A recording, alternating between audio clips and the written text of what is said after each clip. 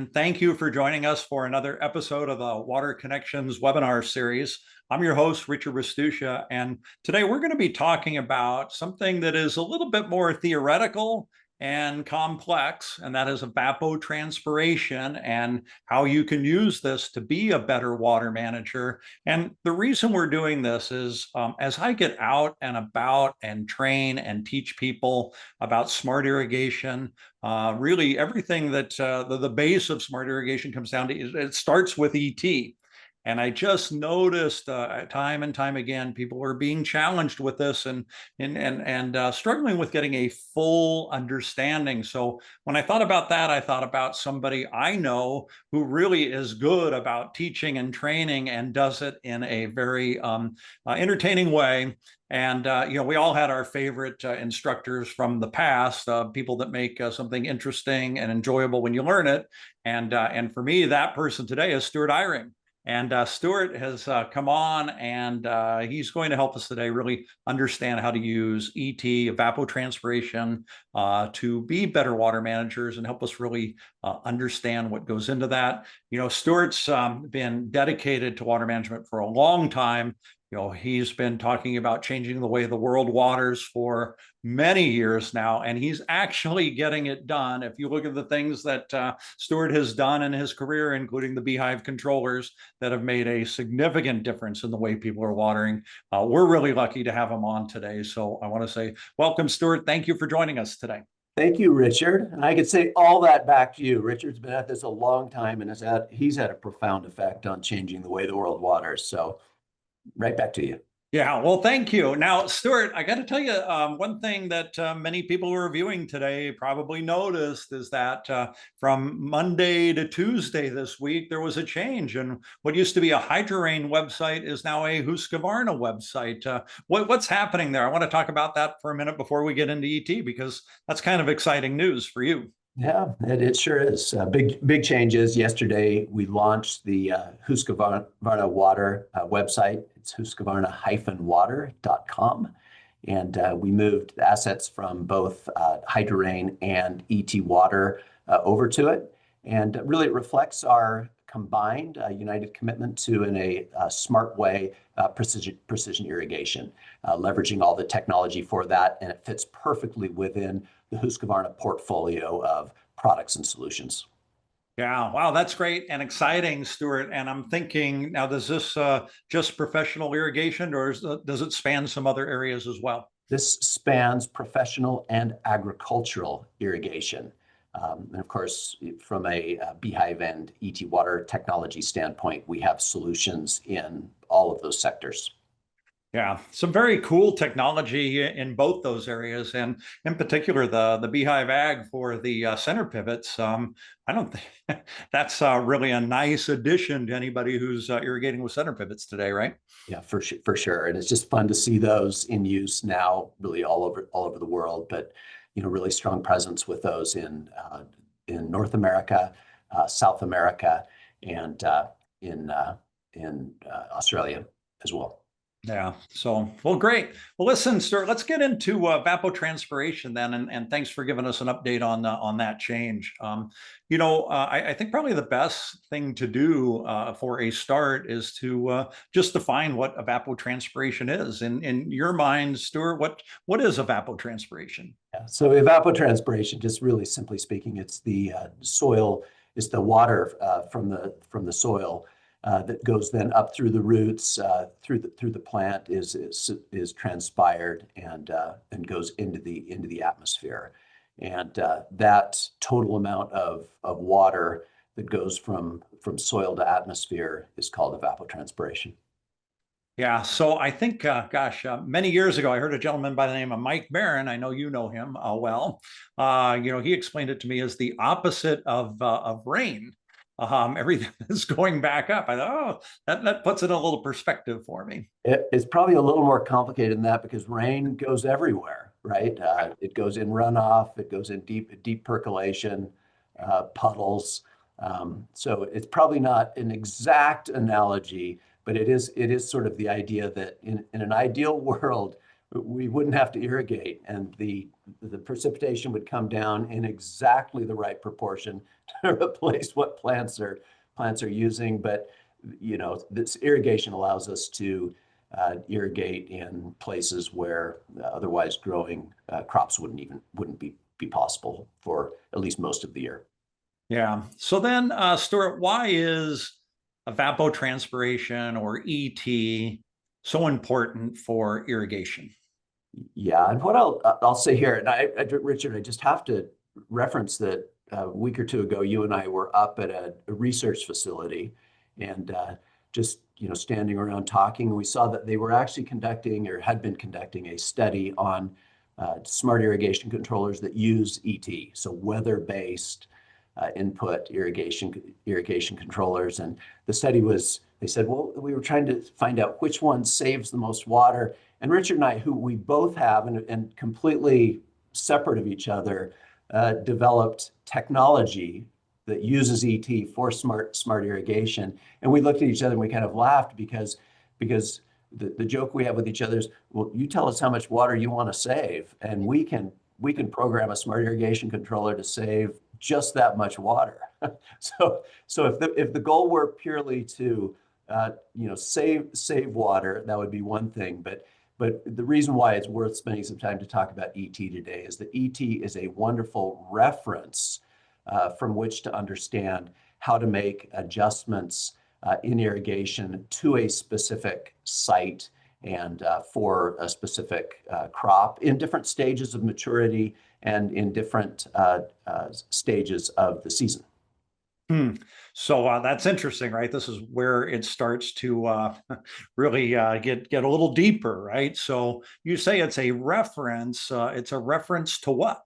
All right, so let's just get into what evapotranspiration or ET is. With almost everything I say, so for the scientists who are joining us and the engineers, there would be a reversal or a converse where you could say, well, yeah, but in this case, different things happen. I'll just give you one example: is that generally plant stomata, which are the small pores in a plant leaf, are open during the day. But there are situations where they're open at night, and they're open during the day in response to sunlight, or as light hits them with a certain intensity. Those stomata will open. They allow carbon dioxide in as part of the photosynthesis process, and then as part of that process, water then comes out, and that's the transpiration aspect of it, and then it evaporates off that leaf surface. And so it is a reference in the sense that these equations that have been developed, the one I think is most commonly used at this point is called the Penman-Monteith equation. There are different versions of it. 1990, I think the Food and Agriculture Organization of the United Nations published a version of it that pretty much is the standard. Although the IA, the Irrigation Association, Richard, I think you were on the SWAT committee that was helping to look at this, but engaged some research that produced an equation through the ASCE. And that is also used, and that's even more specific to irrigation, and just makes some certain adjustments to the version that was published in the FAO 56, the Food and Agriculture Organization paper. So I say reference to say that the nice thing about that equation is that for a given site, and assuming the full availability of the inputs, and we can talk more about that in a minute, Richard, you can guide me in how deep to go into this. But for a given site, with a given set of then weather inputs into the equation, you'll get a very good sense across time for how water is being used in that landscape. And again, it will definitely tell you the difference between a very high water use year, to say a dry year, a dry hot year, and a wetter cooler year. And then by having that frame of reference, it then allows you to go in and make some adjustments to the irrigation schedule that can then fine tune the results of that equation, the reference evapotranspiration, then specifically for that landscape. And that landscape is going to change over time. I think maybe if we were talking, alfalfa, and we had, similar, cutting periods for that alfalfa, you wouldn't see as many adjustments in that, but certainly in a typical residential landscape or a commercial landscape, you'll see that the plants mature over time. You'll see changes in that landscape that will require adjustments to that, applied to that reference ET. Okay, am I getting, hopefully we're at the right level of complication or Yeah, I complexity think it's so far. perfect. And yeah, I think it's perfect. And I'm glad you didn't bring a slide with the equation on it. We might have lost some people. That'll avoid that. I am happy to go through what's on the without the slide. I certainly can walk you through what the inputs are that go into it. But yeah. So anyway, guide me on this so we keep everyone interested. Right. So the fact that there's a reference ET suggests to me that maybe plants transpire differently from plant to plant. Would that be the case? Would a lavender transpire differently than a cool season or warm season grass? Yes, absolutely. The lavender is going to be, down in closer to your desert type landscaping, where it's going to have a lower than actual evapotranspiration compared with that reference evapotranspiration, where the turf is going to be, the grass is going to be, closer to that reference evapotranspiration. The reference evapotranspiration, though, is typically going to be the fullest or the highest level in most cases, because it's taking a very dense planting, and it's at a height where there's lots of blade surface area, there's lots of leaf surface, and it's watered to its full requirement, meaning it can use as much water as it can use to grow as lush as possible. And so that reference ET typically is going to be still higher than, just for yours or my typical turf. But yeah, there's a range of then coefficients that we apply according to the plant type to then take that reference evapotranspiration as the foundation, and then reduce that down according to the type of plant. So you got that right. Yeah. So I think I'm getting this now. So we've got a reference ET, and let's just say it's 1 inch this week.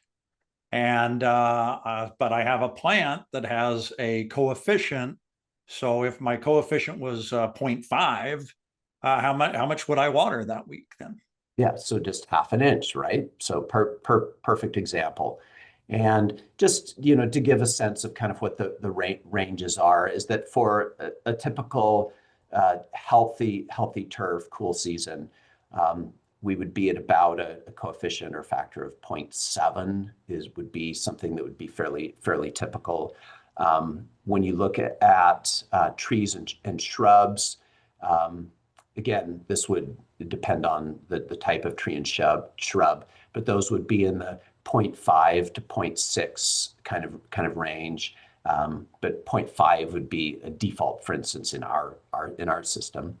And then when you get down to the desert landscaping, and your lavender start to fit into that, that coefficient drops all the way down to 0.35. So it's in that range. But as I mentioned, that you're going to fine tune the application of those coefficients over time to each specific zone. So I think you're going to get to a point, Richard, where you're going to say, well, do you just take the ET value and then never do anything else?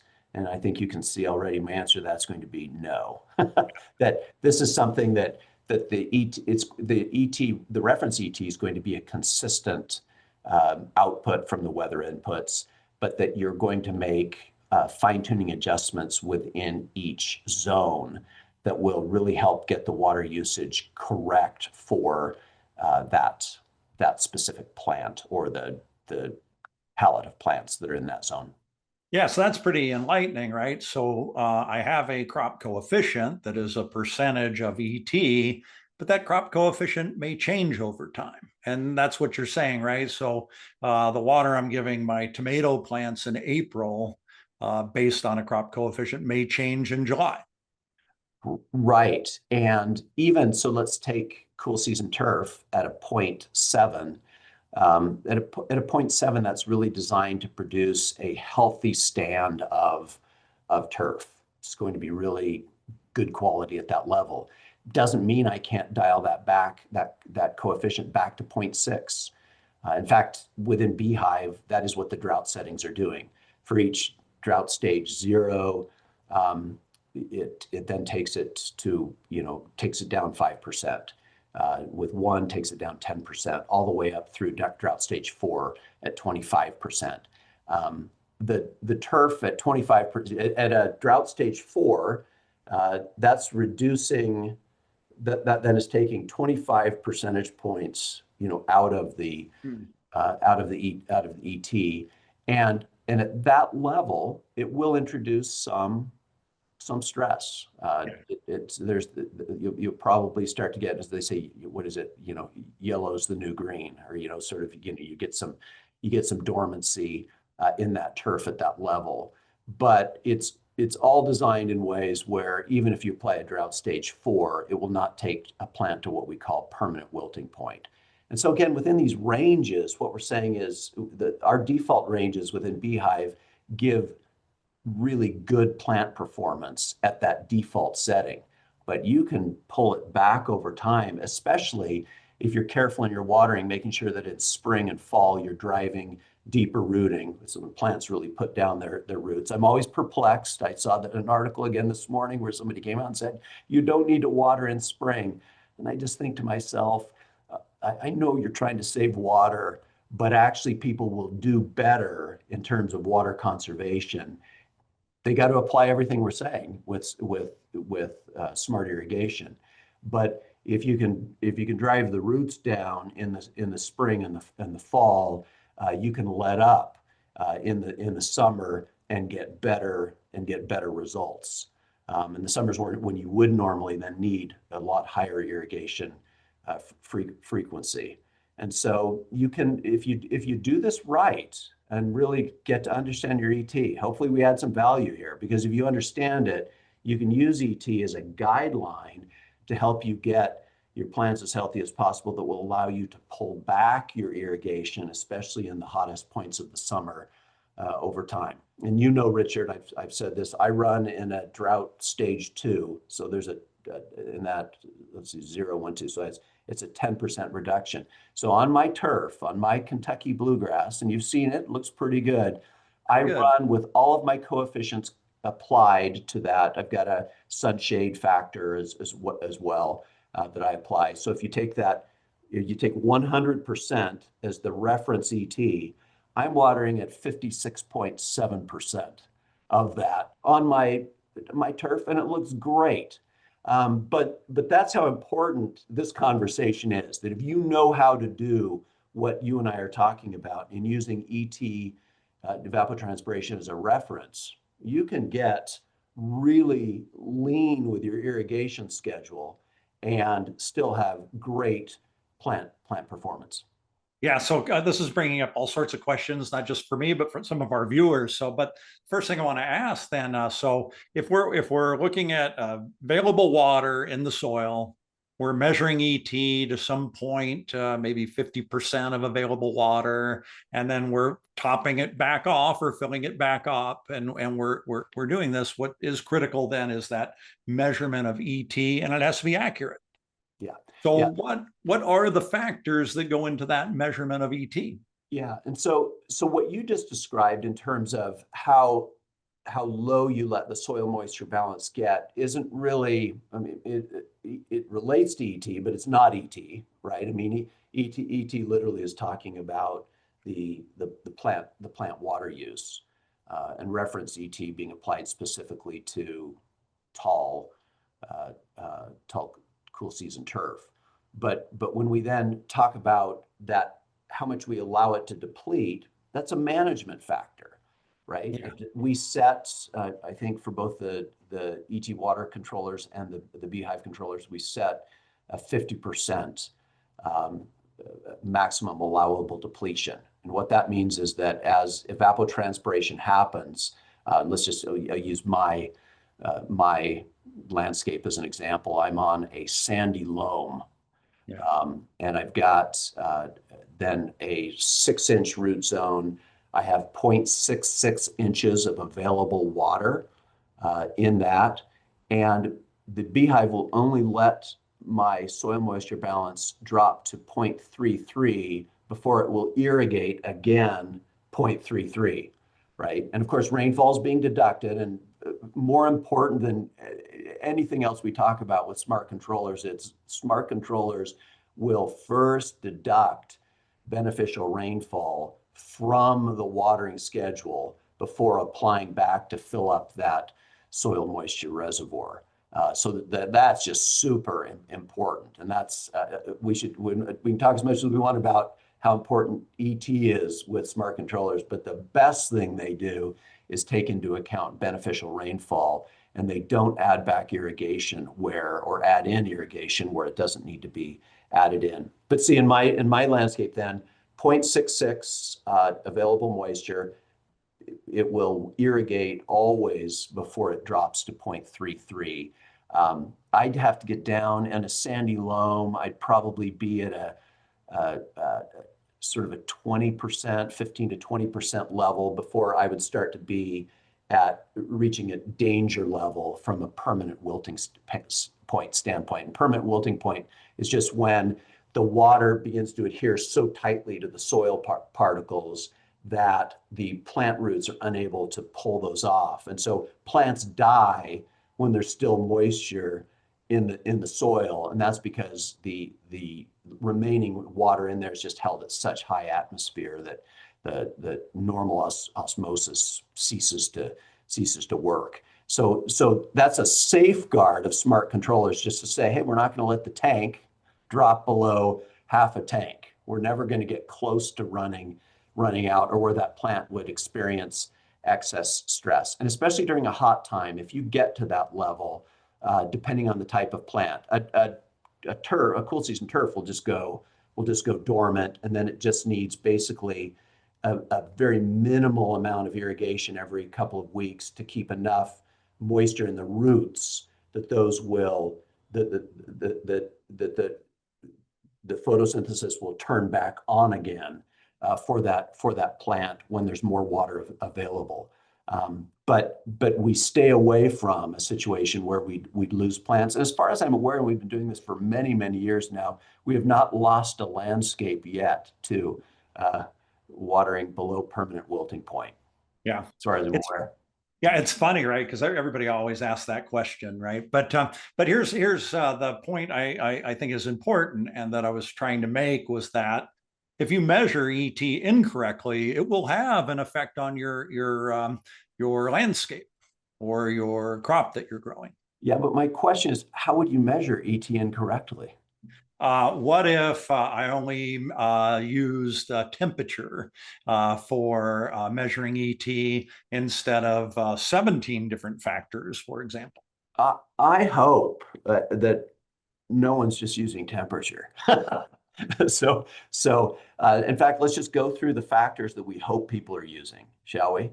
Sure. So net radiation, that's going to be your short wave and radiation.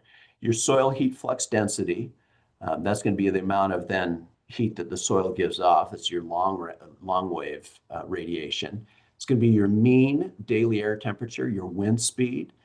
You've got then a differential between saturation vapor. So that's like the humidity when the air's holding as much water as it can, and then your actual vapor pressure, and you do the differential between those. And then you look at the the slope of the pressure curve, which really tells you the difference, how the vapor pressure, that those components above, how they change with temperature.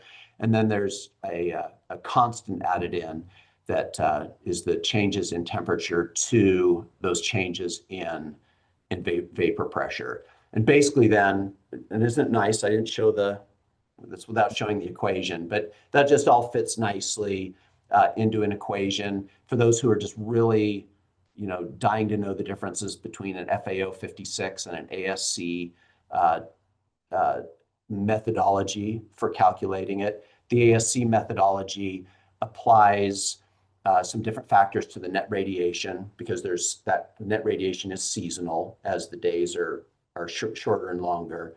There's a little bit of a modification made to the soil heat flux density, because that's different at day and night. And then there's a change to wind speed, which again is different at day and night. And that being important because of when evapotranspiration is happening. It also, and this is for the scientists and engineers out there, means you have to be careful when using the ASC equation and applying it as open water ET, because it's not taking into account the full nighttime effects of evaporation on a body of water. But Richard, I hope no one's out there using just temperature, because temperature is table setting, right? And in fact, if you look at the curve over a year, an average mean temperature curve will look a lot like your reference ET curve. However, in any given day, wind can drive wildly different values in ET. Wind is a super important factor in that equation. So it corresponds really well over a long period of time to temperature, but you've got to have those other variables in, or you'll get wacky results on a daily basis because of changes in, for instance, a cloudy day where you still could have high temperature, or you could have a windy day that could drive significantly higher evapotranspiration, because wind dries the air. A rainy day where you have higher humidity. So there's just lots of little factors in there that it's important to use a weather station, right? And you can point to the government weather stations, or you can point to personal weather stations, but it's important to have a good complement of the variables to get a good reference ET, and then to maintain that data source the same over time, so that you're really getting a good feel for what the trend is and how you're making the modifications in each zone to that ET. So consistency is super important, and I hope that people are using more than temperature, Richard. Yeah, so and that's really helpful. I'm glad you made that point, because so often I hear, well, it's hotter today, so water your plants more. It's cooler today, water them less, and it wouldn't necessarily be accurate. No. There's, on any given day, that could really throw you off. However, if you look across this winter that we've had in Utah, we actually had quite a warm winter, and so yeah, guess what? The evapotranspiration rates ran higher than average, but that would not give me enough information to be a good irrigator on any given day. So hopefully you were just making that up, saying, some people only use temperature. No, I think it's true. I think that there's some manufacturers who have smart controllers that only use temperature. So I know that's true. So it's unfortunate, but true. Right. So We hope they're watching this webinar, and we'll say, do better if you're doing that.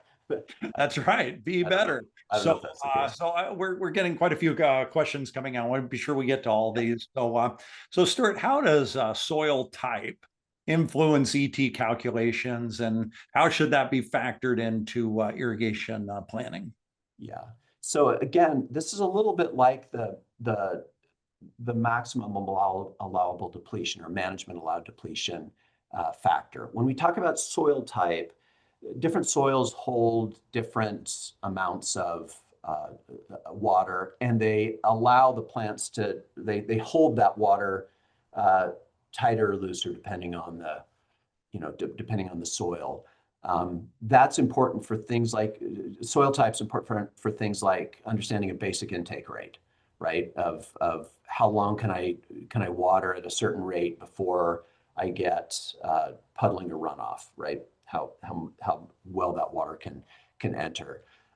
It then also tells me like at what's called field capacity. So when that, from a gravitational standpoint, water moves all over the place when you first irrigate. There's capillary action happening, there's downward gravity action. And then eventually that water is held in stasis, right? And then the plants begin to use it.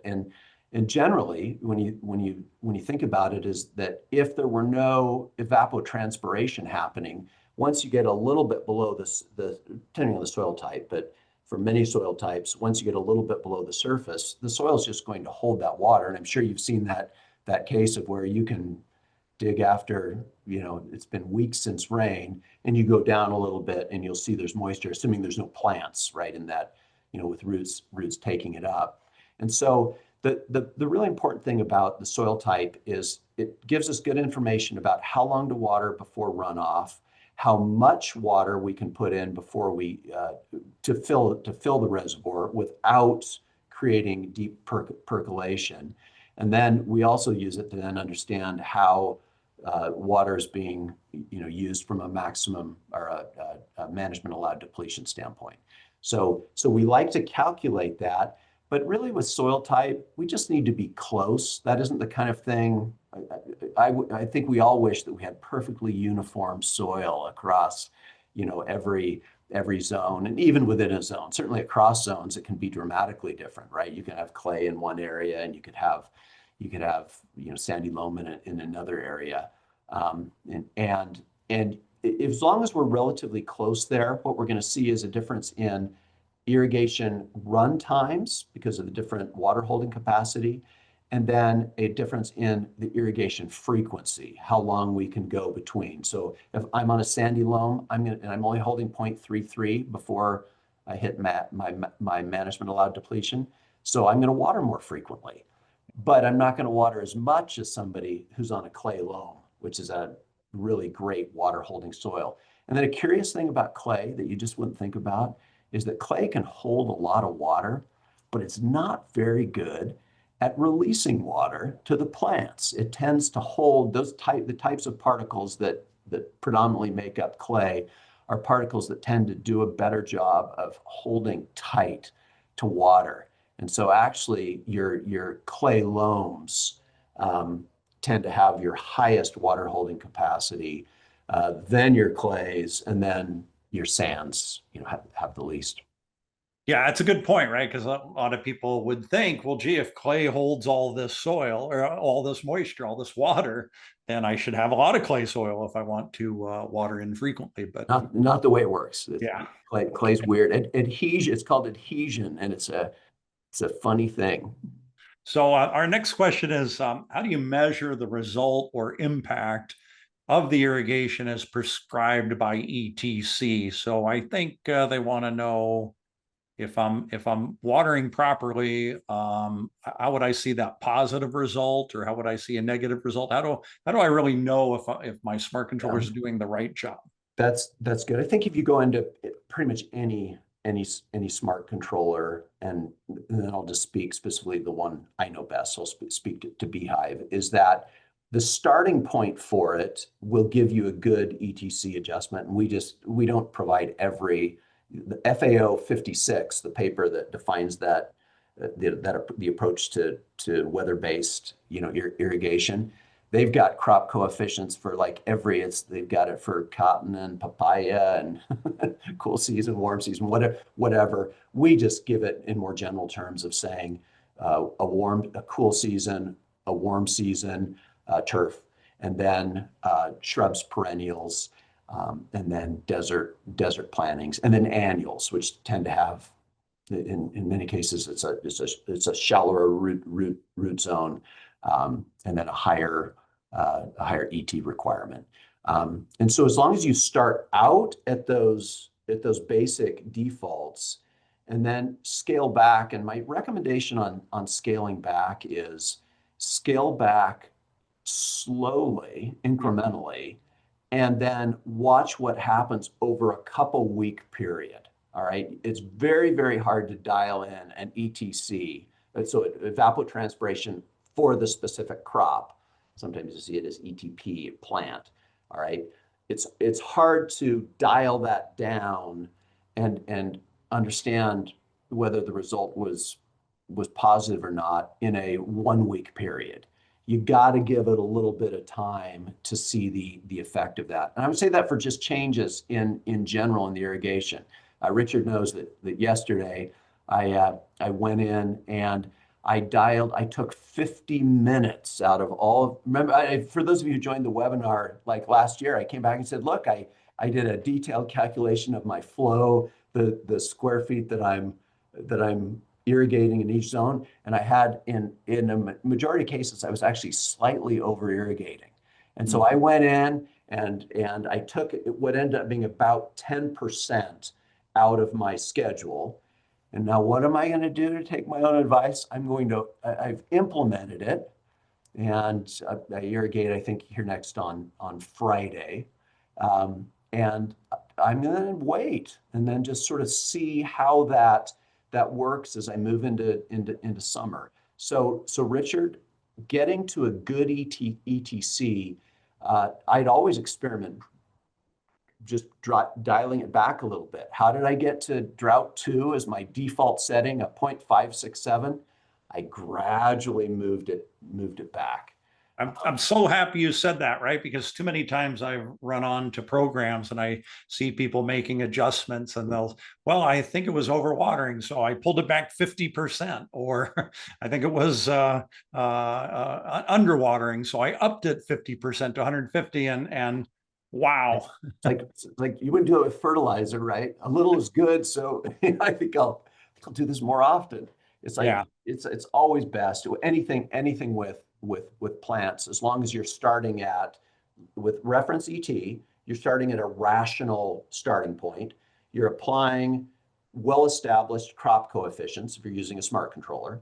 So you're at a good starting point for then making the very incremental adjustments. And so don't make wild swings in your irrigation, or you'll be out of balance and you won't know what you did that improved it or wrecked it. right. You'll be swinging wildly for the rest of the season. Yeah. I also say the same thing with the uninitiated get these smart controllers, and the feature they love about them is that they're like, look, I can turn my sprinklers on and off. And what they don't realize is we calculate every time they turn it on and off, we're deducting it from the schedule. So then they'll be like, well, this zone didn't come on or whatever. And it's like, don't just set it. It's a very rational, it's reference ET and times the landscape coefficient. All right. It's a good starting point. Please don't feel like you need to go in and manual water or whatever, because the balance is just going, ooh. Right. Yeah. You just killed a lot of baseball coaches, right, who love to water. But all right. So then next question coming in is a question about solar radiation. And does this really make that much impact on ET? It is very important because stomata respond to solar radiation. And again, this is where I say everything I say can have you could apply a reversal to it, because too much solar radiation and certain plants will actually close their stomata in response to excessive light. They'll close stomata in response to excessive CO2 inside the plant. And so, but in general, sunlight makes a difference because, one, it has a heating effect on the leaves themselves, right? So that affects the evapotranspiration. And then the sunlight also affects the regulation of the stomata. And so, yeah, on a typical, sunny versus cloudy day, you'll see higher evapotranspiration on a sunny day. So when I lived rural, it was easy to get evapotranspiration data. You could listen to the radio, and oftentimes the announcer would mention it, or you could find it in your newspaper. It's a little harder to find in urban areas, but if you do have a source, right, CIMIS, for example, in California, would be a source of ET data. But if you didn't have a smart controller, you had some source like that, how could a water manager or landscape contractor use this information for managing their customers' water? Okay, you know what I'm going to say to this, right? Is use the same source, Yeah, right? right. Okay. Just find a source that you trust, and I'd hope that people who certainly use our technology trust our source, Right.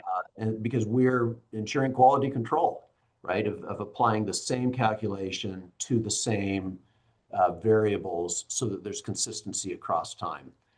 So it doesn't matter if you're using an FAO 56 equation, if you're using Hargreaves, if you're using an ASCE equation is less important than having that information, the data that you're getting for your daily ET be consistently calculated over time. If it's consistently calculated over time, you will be able to make the adjustments that we're talking about to dial it in.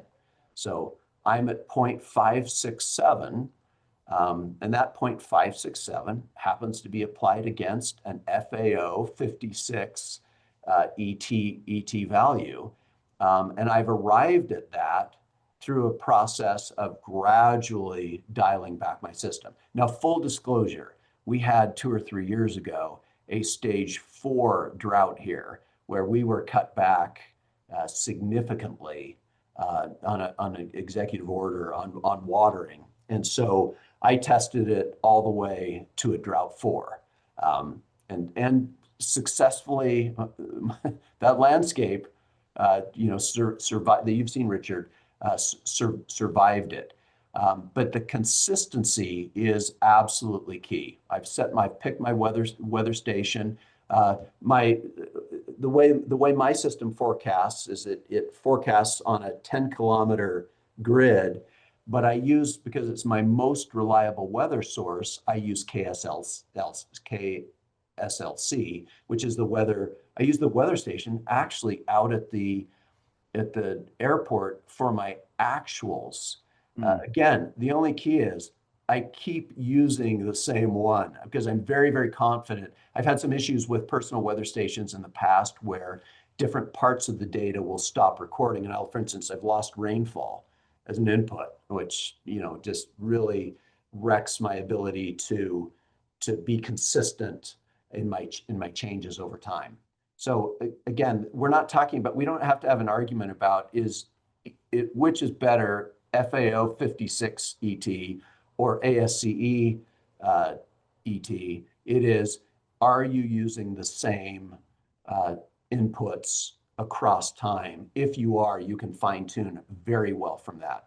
And I will say, in my experience, the equations are very, very good at capturing. There's a lot of, you can tell and when I talk about the variables that are in it, there's some duplication, there's some cross correlation, right? That happens in there, or I should say, there's correlation between some of those variables. I wouldn't say cross correlation, but there's correlation. But the equations work, in my experience, very well to allow you to make the incremental adjustments. Yeah, so that was a great answer when you said, you know what, my answer is going to be. I thought you were going to say, Stuart, for less than $200 for a 16-station controller that does real-time ET that adjusts through Wi-Fi connections. Why would anybody be estimating and doing these calculations on their own? So, Yeah, but I have to, though, jump in on that and say, if you look at an ET water controller, the weather stations that are and the forecasting that are associated with it have a very, very high quality of data on an hourly basis. yeah. But ET water controllers that's a for charge service. So there's a ton of data that's being processed through that system to give hourly true ups to the irrigation schedule. So that's a case of where if you're promising, as you are with ET Water, a specific savings that you're going to deliver to a customer, you and they are going to pay for that very high quality granular data that would have less value in a typical environment. Although, let's be honest, Richard, we're working on things where we'll be, we'll be just that, accurate in every case. But it's still, I'll have to say, as we talk to a homeowner, there has to be this continuing education, getting people comfortable to say, you got to be constantly just dialing that irrigation schedule, usually back. In most cases, it's not going to be watering more. It's going to be pulling it back. But today, there are for charge services where you can get data that is, in hourly increments of what's happening, that allows you to bring the irrigation in on an exact dollar amount. Yeah, which is really a lot of technology, right, to be used, and it's certainly paying for itself these days too in water savings. So we've got time for just two more questions, Stuart. The first one that I want to go through is what's the limitations of using historical ET versus real-time ET, right? So there's this historical ET. You better talk about what that is first, and then how it differs. Yeah, there are databases that just have collected 30 years of evapotranspiration. And so it's going to water to an average. Kind of the limitations of it are, depending on when that data set was stamped, what time frame it's covering. We've been through very dry periods here in the West in the last decade that have just blown all traditional historical ET out data sets to pieces, right? They're really actually not very relevant. What I would say though about historical ET is I actually don't think it's any worse than using temperature as a reference. It's just on any given day, you're going to miss the opportunity to save water. Yeah. Yeah. So for instance, right, if you're using historical ET and we get a week's worth of clouds, it's not going to know that. No. And what about rainfall? If you're not counting in rainfall, I just have real heartburn, with that.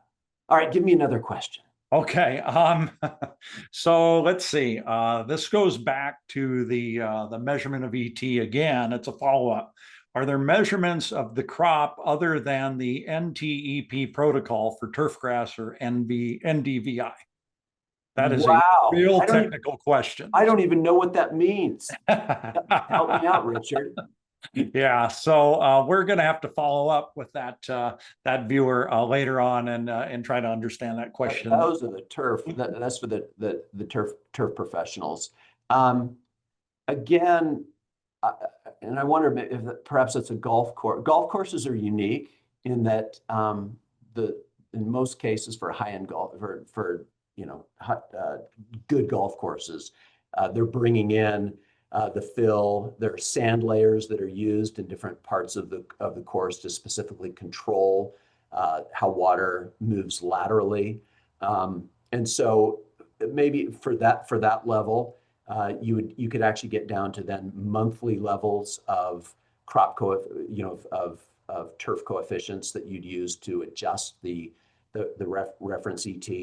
But I would say that for the typical residential and commercial landscape, there's so much variability within that landscape that I much prefer site management the way I've described it, which is to make gradual incremental changes down over time to understand the limitations. And again, the value of ET is that it will help ensure that it scales correctly to changes in climatic to weather conditions. Yeah. But that's interesting. We're open to going deeper on NTPE and NVID. Yeah. So, all right. So I'm going to throw one last one in here because I think it's, I think we have time and it will help everybody understand. So, is there much of a difference between ET calculations and a soil moisture sensor? Which one should I have? Yeah, again, think of us from a soil moisture standpoint, how uniform is your is the area that you're irrigating. Um, and through to what depth are you interested in capturing? Soil moisture sensors are, I would say, akin to ET in that they can be very useful in telling you what's happening. But the ET is going to be, I guess, what we'd say it's more starting with deductive. As you go down, where a moisture sensor is more inductive. It sort of says, well, I see this here, and so I'm assuming that this is true everywhere. I think that there's a high level of expertise that's required with soil moisture sensors, unless you're watering a very small, very homogeneous soil, very homogeneous plant type area. And I say that we sell moisture sensors. But I think that broadly speaking, for what we're trying to do in terms of changing the way the world waters, the ET is the starting point, the table setting, and then the moisture sensors can help us fine tune. Yeah, and I will say from my perspective, Stuart, I have compared soil moisture sensors and ET data in farm field situations, so very uniform. The accuracy was almost identical. I was really surprised at how well they lined up. And using ET versus I didn't have to trench, I didn't have to put wires, I didn't have to do all the things. And in a landscape situation, like you said, you'd need it for your shrubs, your flower beds, your turf. It'd be lots of soil moisture sensors.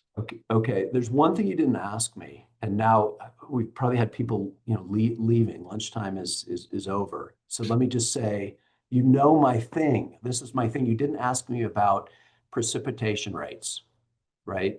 Right. There are very few zones or fields or apart from drip, where drip line is put in very, very specific spacing in a very specific soil type, consistency and parameters, where precipitation rates are according to the handbook or to the chart. All right. Please, all the irrigators out there, please go to the extra effort to figure out what the average precipitation rate is in the zone that you're irrigating. That can be done with understanding emitters and a little bit of pencil and paper on drip zones.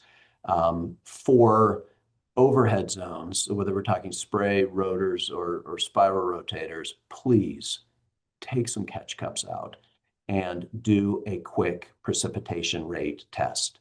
The DU test, that's fine. It's very helpful for understanding where weak spots in the irrigation in the zone are. But please use at least close to your average precipitation rates. When I showed you the calculation in the previous webinar, where I took area of the zone, and then I had just used a flow meter and said, okay, I know how much water I've applied. That is a way of getting at precipitation rate. Right. But catch cups, it's built into the Beehive app. It's super, super simple. If you don't use the Beehive app, there are tools online that allow you to go in and do it. irrigationaudit.hydrorain.com. I don't know what that new URL is. So you gotta give me a super on this. But please use a close as you can to accurate average precipitation rate. Otherwise, that will drive huge variation in your irrigation, and everything you're doing from a smart watering standpoint will be for naught. Precipitation rates can vary widely on spray heads, on rotors, and even on match precipitation rotary spiral rotators. Manufacturers have very different rates, and depending on the spacing of those, the precipitation rates will be different. So Richard, my thing is, we have not sold enough catch cups in our life. We don't make a lot of money selling catch cups, just for the record, but we've not sold enough to have me feel at all comfortable that people are actually truing up precipitation rates. If you don't do that, everything we spent the last 56 minutes talking about is for nothing. Yeah, that's a great point, Stuart. And I've used it on the Beehive app to do it in my own yard. And I was amazed, right? I took a 2-day course from the IA, and really what I learned in from the Beehive app was really adequate for doing that for my own personal residence. Now, in seriousness, if you're careful about dialing back, you can make up for some of that. So no matter what, I just have to say that the practice we've talked about of how to go from a reference ET and then to really dial that in, you can get there doing what we're talking about. But just like we say that a reference ET starts you out with a good, consistent starting point, a catch-up test will start you out with a good starting point on your precipitation rate, and will get you to an optimization faster. And Richard, we're ambitious. Our goal is to help the bad irrigators be good irrigators, the good irrigators to be terrific. And we're just going to keep doing these until we get the word out, and we want you all to join us, right? We need all of us to be talking the same language and getting irrigation practices better. Bad irrigators, good irrigators, terrific. Come join us. We call it changing the way the world waters. Yeah, very nice, Stuart. Let me tell you, I know how many of those controllers you have out there. It's an amazing number. You're well on your way of making that happen. So thank you for joining us today. Really appreciate all the information you gave. Want to thank all the viewers. Gosh, great questions today. Really appreciate that. If we missed on any, feel free to reach out to us, and let's get some clarification. We want to be sure that we provide the education that you really need. Remember, you can see all our webinars still at husqvarna-water.com, or if you go to the Hydrarain site, it'll redirect you automatically to the new site. So check it out. Let us know what you think, and we'll be back in a couple weeks to be talking a little bit more about water conservation on the next Water Connections webinar series. Stuart, thanks again. Really appreciate it. Thank you, everybody, for tuning in, and we'll see you next time. Thank you.